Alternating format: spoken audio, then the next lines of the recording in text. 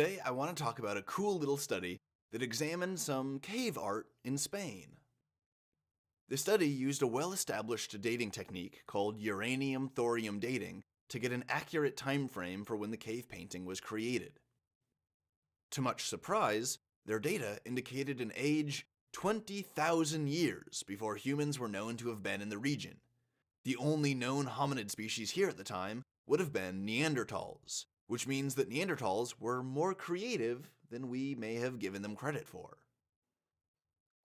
The uranium-thorium dating technique that the researchers used, they measure secondary carbonate formations called speleothems, like stalagmites and stalactites, to determine age. It measures the tiny decay of tiny amounts of uranium that exist in the carbonate. And by taking samples from the carbonate built up on the surface of the cave paintings, the researchers can establish a minimum age.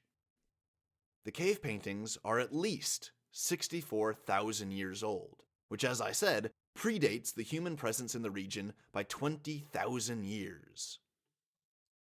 An excerpt from the study describes the cave art, saying that it, quote, comprises mainly red and black paintings and includes representations of various animals, linear signs, geometric shapes, hand stencils, and handprints, unquote. The researchers suggest that this implies, quote, Neanderthals possessed a much richer symbolic behavior than previously assumed, unquote.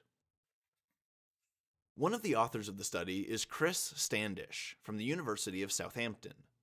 In an interview with the scientific media organization ResearchGate, Standish discussed his team's findings. He explained that these paintings were able to persist for so long because they existed deep inside caves, where weather, temperature fluctuations, and erosion wouldn't have really affected them. And because they were so deep in these caves, so far out of the way, people were very unlikely to go back there and alter them or mess them up or draw over them. So these are pristine, preserved paintings that are tens of thousands of years old.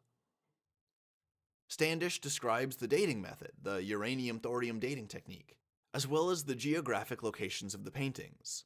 But most interestingly, he talks about what all of this means for the Neanderthals as presumably sapient organisms with complex brains. About this, Standish said, and I quote, Neanderthals undoubtedly had the capacity for symbolic behavior. There was already tantalizing evidence that they used items including pigment, shell beads, and feathers, presumably for personal adornment, but the fact that they also produced cave art really does demonstrate that they had similar cognitive abilities to modern humans. Furthermore, our evidence shows that this was not a one-off event. It occurred in at least 3 caves in different areas of Spain, and in Ardales it was created on multiple occasions. It also cannot be considered accidental, as the dated motifs require premeditation and planning. The hand stencil, for example, requires preparation of the pigment and placement of the hand before the motif can be created. Neanderthals were not an uncultured or behaviorally inferior species to Homo sapiens, as they have typically been portrayed in the past. They were more like their equal, unquote. Standish goes on to elaborate, saying, quote, Neanderthals and Homo sapiens are comparable from a cognitive perspective. They are, or were, equally human. Modern humans are not the only hominin group to create art, or to practice symbolic behavior.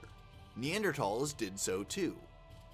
Thus, behavioral modernity can no longer be considered unique to our own species. The origins of such developments are likely to be far older than previously thought, perhaps as far back as the time of the last common ancestor of the Homo sapiens and Neanderthals, over 500,000 years ago, unquote.